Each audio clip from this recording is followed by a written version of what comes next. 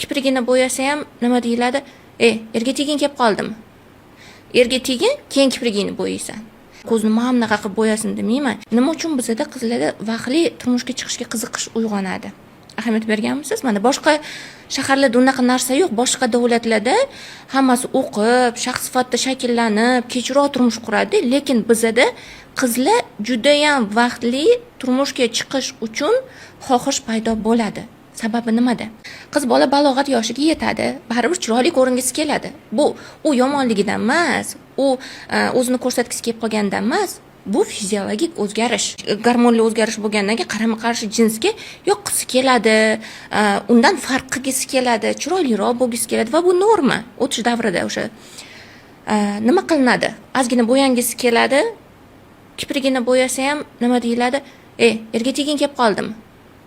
Erga tegin, keyin kiprigini bo'yaysan. Ozgina bir chiroyliroq kiyim kiyib qoldimi? Erga tegin kelib qoldimi? Erga tegin, keyin mana shunaqa kiyimlarni kiyasan. Ya'ni hayotning mazmunini kichkina qizlarga boshidan, tarbiyani boshidan bilan bog'lab qo'yiladi. Erga tegsangina shu narsalarga ruxsat beriladi deyiladi. Lekin elementar narsalarga, men aytmayman, uni ko'zni mamnaqa qilib bo'yasin demayman. Elementar kiprigini bo'yashga, elementar o'ziga oro berishga, ruxsat berilishi kerak.